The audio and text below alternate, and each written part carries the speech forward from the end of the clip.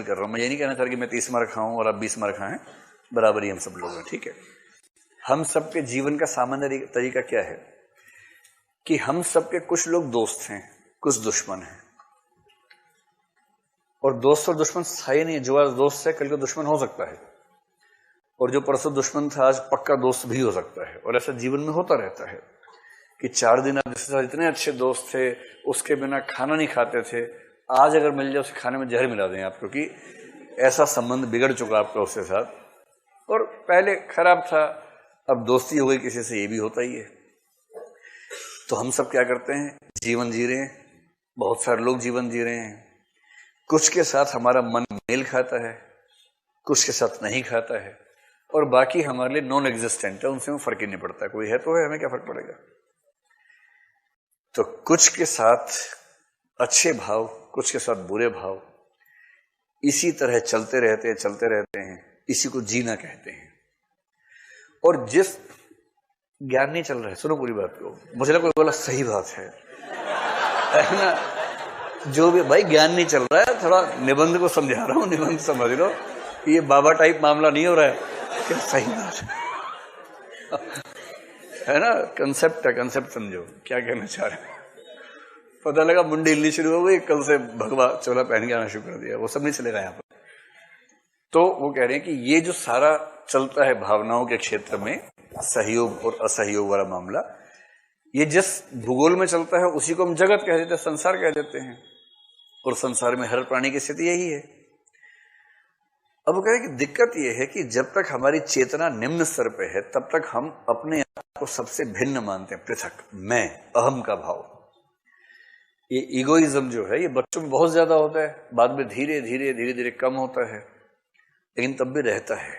और ईगोइज्म का मतलब है कि दुनिया में जो कुछ भी हो उसको इस रूप में देखना कि मेरे लिए फायदेमंद है, नुकसानदेह है। जैसे बरसात का मौसम आया, अब डेंगू का सीजन आएगा, और कोई डॉक्टर बहुत खुश है, कह रहे डॉक्टर साहब बधाई हो, डेंगू आ रहा है, टीवी पे खबर आई 2 केस आ गए हैं, बस बस अब अगले 2 महीने जम के काम कर लो, फिर साल भर ऐश करना। अगर किसी डॉक्टर को डेंगू होने के नाम से खुशी होने लगे, तो इसका मतलब है कि अपना स्वार्थ इतना हावी हो चुका है कि उसे इस बात से फर्क नहीं पड़ता कि उसके स्वार्थ के लिए कितने लोगों की जिंदगी खतरे में पड़ गई।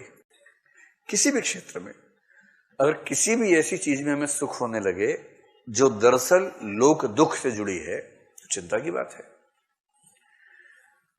और जब तक व्यक्ति ऐसा रहता है, बात केवल डॉक्टर्स की नहीं है, हर प्रोफेशन में ऐसा हो सकता है, हर प्रोफेशन में।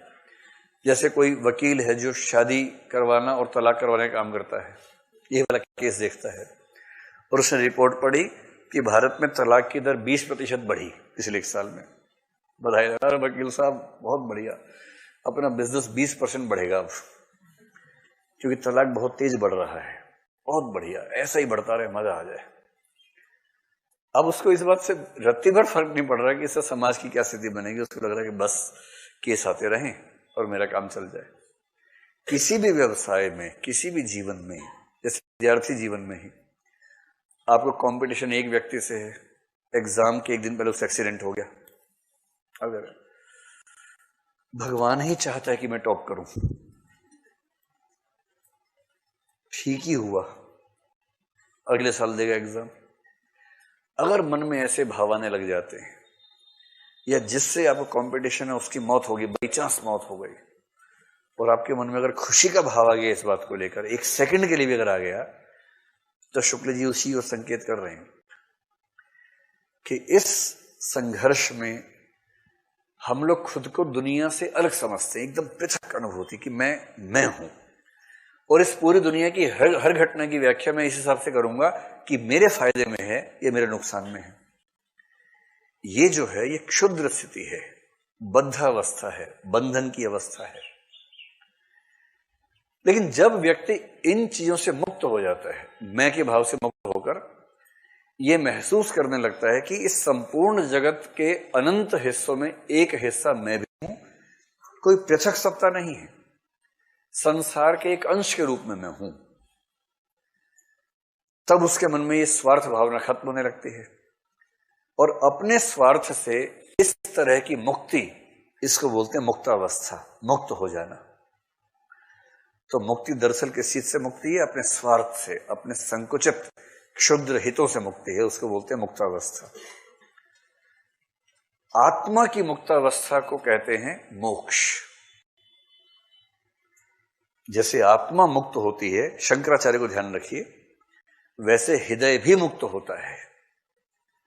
आत्मा की मुक्तावस्था होती होगी ज्ञान मार्ग से, जैसे शंकराचार्य करवा रहे थे, पर हृदय की जो मुक्ति होती है वो उस तरीके से नहीं होगी। वो कैसे होगी?